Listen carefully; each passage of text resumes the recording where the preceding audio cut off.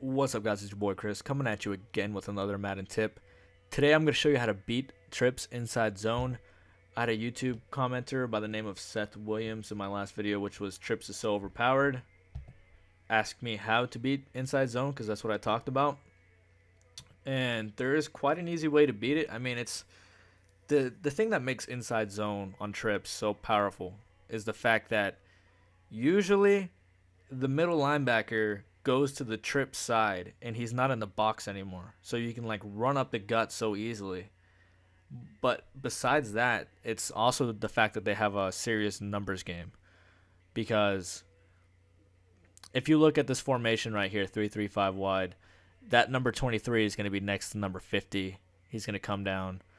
And him and 50 are going to be completely irrelevant in the play. So they have pretty much hat on hat on the inside zone. So you got to have a good way to counter that. This formation, this play, is the way to do it. I want to give a big shout out to Madden Money Shot. He's a great YouTuber. Go check him out.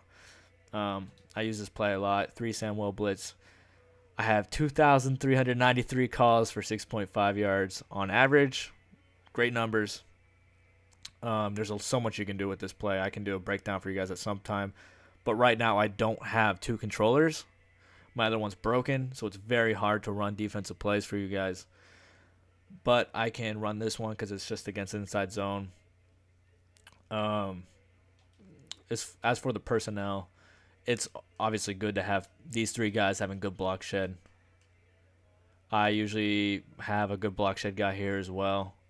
But if your team doesn't have the luxury of like the Patriots have of 2 really good linebackers, put your best one here. He needs to have good play rec, good awareness.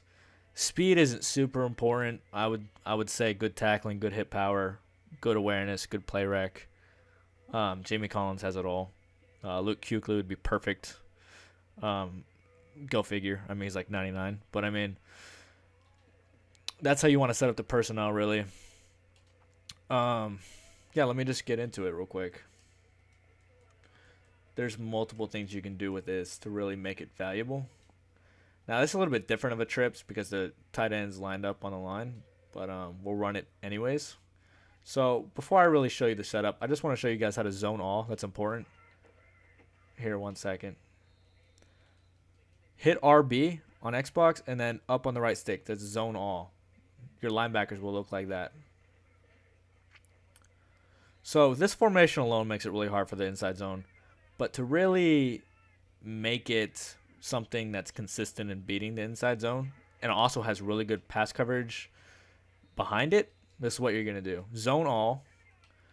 Put this guy up here with the flat zone. Should look like that. Let him react on his own. If he cuts it back to the other A gap, let me show you. Usually, he's going to hit the A gap to the left of the center. In this instance, he knows he can't. Jamie Collins is waiting for him. That center is in an awkward zone. You got number 23 waiting for that cutback. You get a good block shed. He comes in and hits him. 4 yards. I mean, look, 4 yards is pretty good.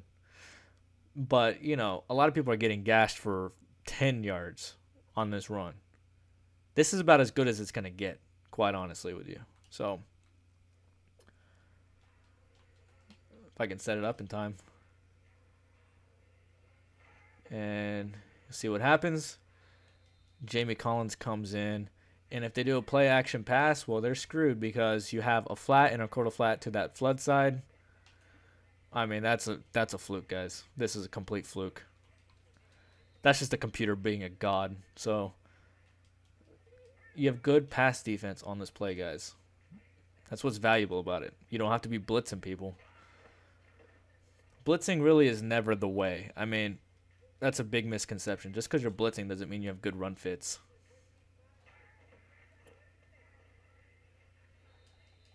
So you have Chung on the cutback. We can also press.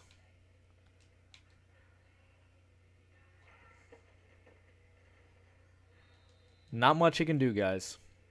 That's my favorite setup. It's the most conservative setup. But I'll show you that you can do other things. So how about you blitz him and let's bring him in. He just ran right by him. I don't know why he ran right by him, but put you on a blitz, bring you in to the box. Okay. They're sucking ass right now. It does work because they hit the gaps pretty well. Thing is, he can't do that. Now that's just where you're weak if you set it up like this. He can't have a cutback. So if you want to do this, this might be even better. Still put him on the flat. If you feel like he's not really throwing to that side, I mean, you still got a hook on this side. I mean, this is really fluky. I'm just being honest with you guys. I wish I had another controller so I could snap at my own pace. But this is the best setup right here. Just put him in a flat. Just for the sake of the video. I mean, they're never going to run for 10 yards. Unless just he's trucking dudes. And, I mean, not much you can do about that. If he's abusing this inside zone against this formation, then send me a video of it because I really don't believe it. Just run this. It'll get him out of that inside zone very, very quickly. He's going to get frustrated. Oop, I messed up.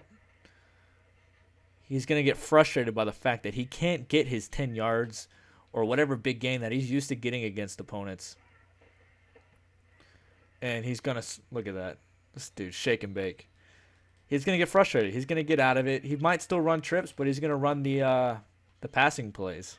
And if he does, well, you got Jamie Collins or whoever your middle linebacker is going to the flats. That's great pass defense. Look at that. Well, I can't really show you the... Just look right there. You got 4 zones over there. Actually, let me try something real quick. I've never even tried this. I just noticed it, though. Let me see. If I hold the right stick, right trigger, and then let it go. Yeah, that doesn't work. I want to see if you can get like a speed boost, but it didn't work out. I want to try one more thing after this. But yeah, just use this setup. This defense is really good in general. There's so many things you can do with it. It's absolutely unreal. As you saw, I used it over 2,000 times. If you want to see a breakdown of that, let me know in the comments. I really do need another controller to show you properly. I don't have money for it right now, but I'll get it.